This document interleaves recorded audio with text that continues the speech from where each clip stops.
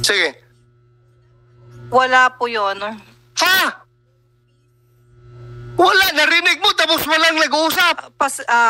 Honor, pasensya na po kasi hindi po kasi ako makapag-isip kasi po may panareceive na rin po kasi ang Napolcom na charge po namin eh. So, kailangan po namin maghanap ng abogado pa kasi wala po. Naku, abogado ka na ngayon. Akala ko, matino ka na babae.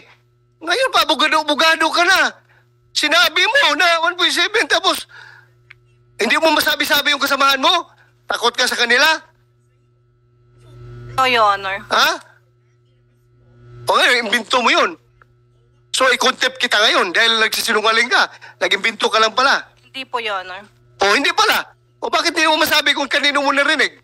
Kasi po, Your Honor, nakalimutan ko na po kung saan ko kung kanino ko po nadinig. Ang hirap naman po ko. Uy, kababaw mo naman, Iha. Uy, kababaw mo naman. Yan po, Your Honor. Mabigat daw kasi puro barya. Kaya mabigat kasi puro barya, puro sinsilyo. Siguro po, Your Honor, sila na po magpaliwanag dyan. Mananghaya, you said hindi ka kasama doon sa pag-raid.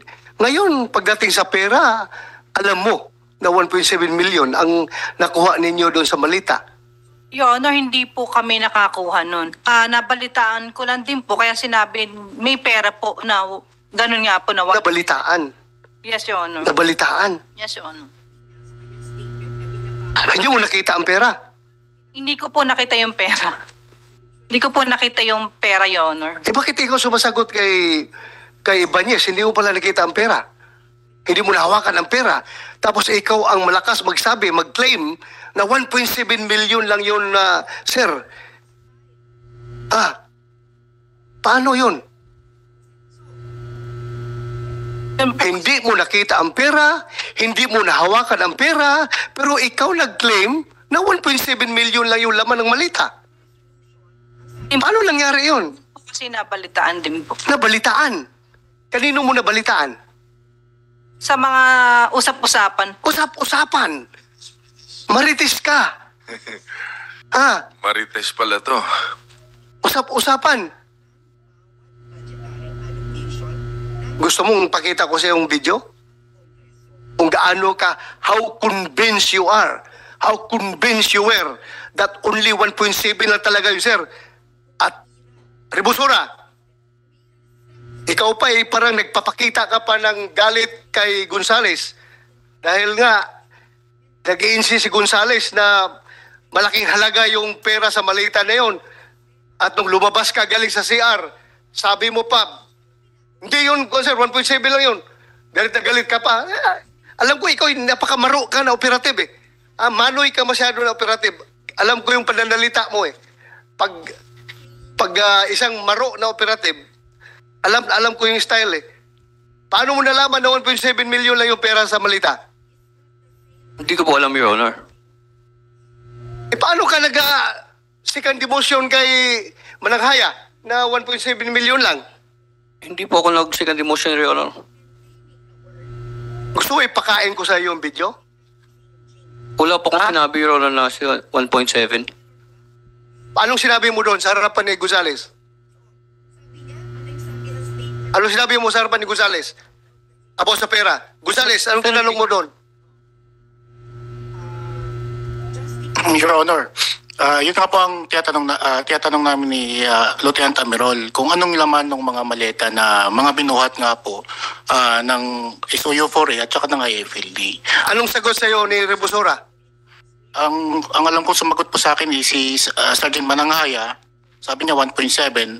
Ang sabi po ni Sergeant Rebusora, alam naman daw ni Mayo kung ano yung mga alaman ng bodega niya. Mayo, magkanong laman ng malita na mabigat na kinarga nila?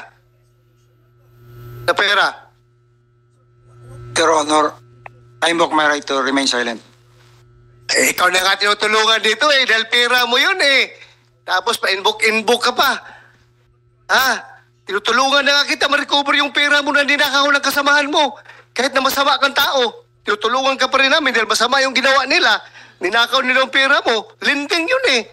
Lending company yun. Therefore may pera talaga. Tulungan ka na namin ma-recover yun. Inbook ka pa dyan. Ha? Pera mo yun. Lending mo yun. Napakalaki ng lending company ninyo dahil it was run by drug money. Ha? Napakalaki yung pera ng lending mo. So Sergeant, Sige. Mr. Chair, Sergeant, Go ahead, Sergeant Mayo, Jigoy.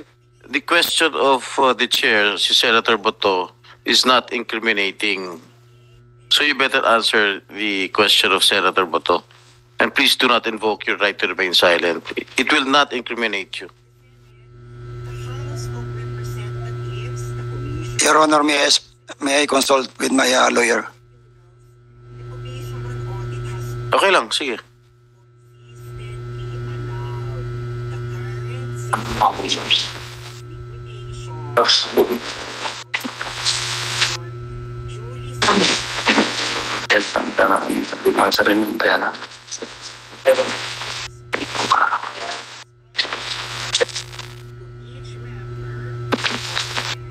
Your Honor, I invoke my right to remain silent.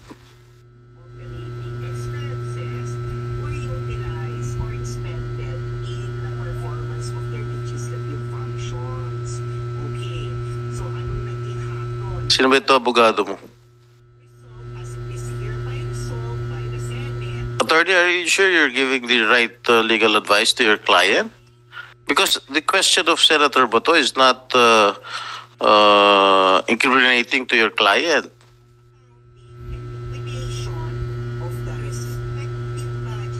Are you sure you're giving the right advice to your client? Tinutulungan na nga namin eh.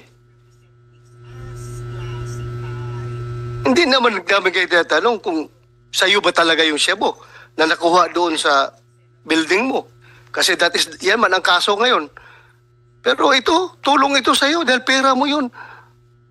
Kahit na whatever the source of that money, legally speaking, pera mo talaga yun.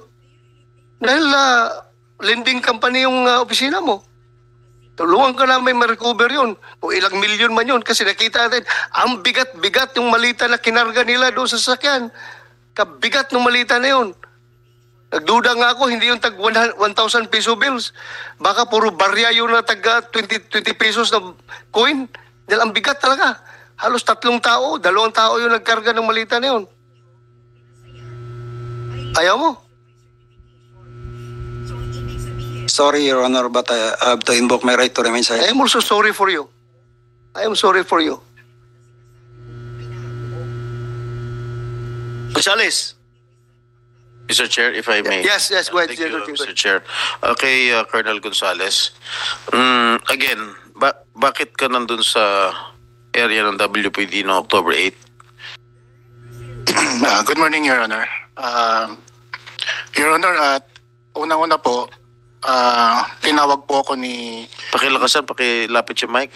Unang-una po, tinawag po ako ni Lieutenant Ameron na pumunta doon sa area kasi proud na proud po siya na naka-accomplish yung PDEG ng malaking halaga ng show. Sino ito? Proud na proud sino? Si Lieutenant Ameron, Your Honor. Lieutenant? Ameron. And pangalawa Nandito po... siya? Opo, Your Honor. Okay. Pangalawa po, tumawag po sa akin si Salibanyes na mag-proceed po doon sa area. Na? Mag-proceed po doon sa area, doon sa kwan. At ang sabi po niya sa akin, ang exact na pagkakasabi niya sa akin is, hindi niya alam kung ano yung ginawa ng tao niya, baka pwede pumunta ako doon at mayroon po, nalimutan ko lang po sir yung nasa statement ko sir. Pero ang tema po sir, pinapapunta po niya ako dahil parang titignan niya kung anong ginawa ng tao niya kasi parang nalaman po niya na may mga dati po akong tao na na-involve po sa paghuhuli kay Sergeant Mayo. And pangatlo po sir, hindi lang po nila inaamin sir ng PDEG. Meron po kaming arrangement na tutulong po ako sa kanila at mag-provide lang po ako ng information. Yun po Your Honor. Okay. During the narration of Gerald Domingo, he mentioned your name, Colonel Gonzales, bakit ka nga nandun sa crime scene at ang sabi mo kay, if I'm not mistaken, kay General Ibanez na bigyan ng reward yung informant mo? Nabigay ba yung reward? Ganito po yun, Your Honor. No. Yes or no? Nabigay ba yung reward? Wala po akong knowledge doon, Your Honor. Wala pong naibigay, Your Honor. Ano? Wala pong naibigay doon, Your Honor. Wala nabigay. Okay. Next question. Who is your informant? Yun nga po ang sinasabi ko po, Your Honor. Hindi po sa akin galing, sir, yung information. Nung Sabi mo kay General Ibanez, General ba? Colonel, General Ibanez. General Domingo, sir. Ha? Ibigay mo na yung reward sa aking informant. Is that clear, General Domingo? Yun ba yung sinabi mo? Yes, Your Honor. All right.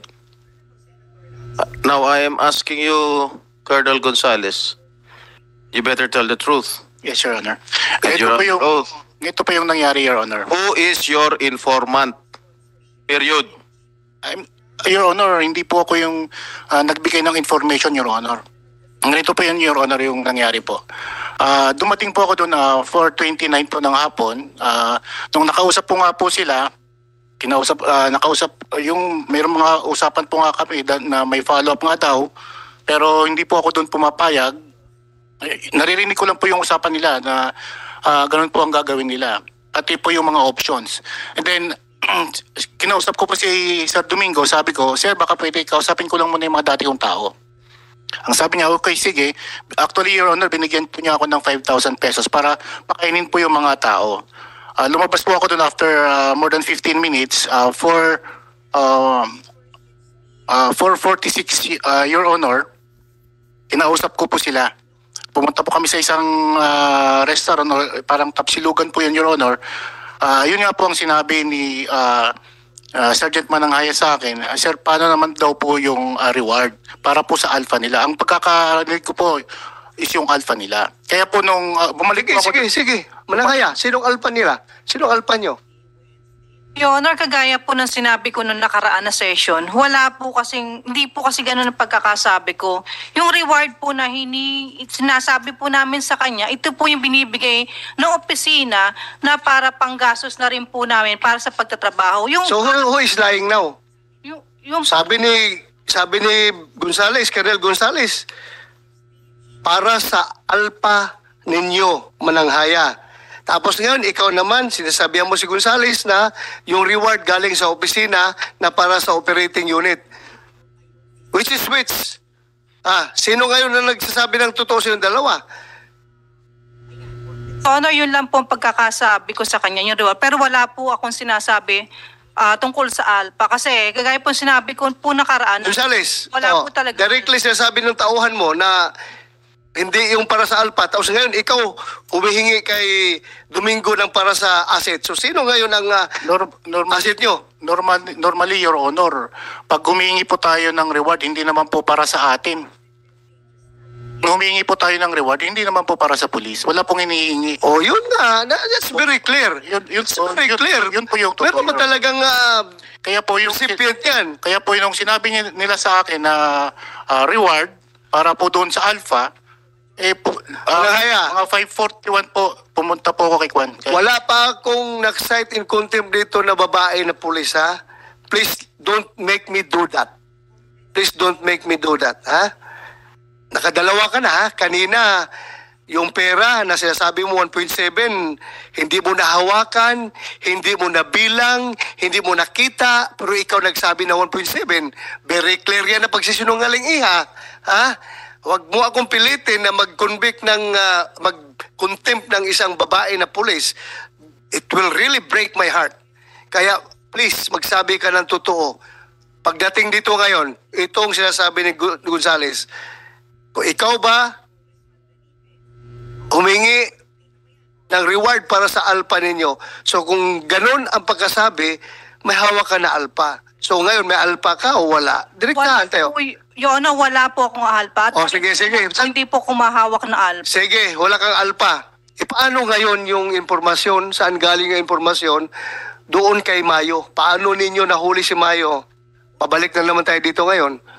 Your Honor, information lang, kagaya po yung sinasabi ko po nakaraan, puro information lang po ang binibigay po namin. Kasi po IFLD po kami po yung nagbibigay ng information. Kaya nga, saan galing ang information ninyo? Paano kayo makabigay ng informasyon kung walang ibang source? Kayo lang inimbento niyo yung information. Your Honor, hindi po. Paano? Your Honor, yung trabaho po na yon, yung trabaho po namin, kami na po yung nag-build up po nun. Kumbaga po, yun po yung mga dating trabaho na rin po na ginawa po namin na... Yun naman pala eh. Yun naman pala eh. Wala kayong informant. Kayo nag-build up. Kayo nagsumikap na makaproduce ng informasyon. O dito kasi tayo nagkagulo-gulo sa issue ng informant. Dahil gusto ninyo, kung sa Bisaya pa, gusto ninyong kuprasin. Gusto niyo, alam niyo yung kupra? Sa Bisaya, yung kupra, yan yung harvest time. Kasi ang buhay doon sa Mindanao, kami masyadong depende sa kupra. Pag sabing kupra, harvest time yan. Magkupra tayo, magkakapera tayo. Gusto ninyong kuprasin. Gawing kupra, yung reward na 2 million para sa informant. Kaya nagkandalit-silit siya ang trabaho ninyo. Ano? Wala kayong informant, di ba? Pero kiniklaim ninyo ang reward money. Ibig sabihin, gusto talaga nyo kunin yung 2 million.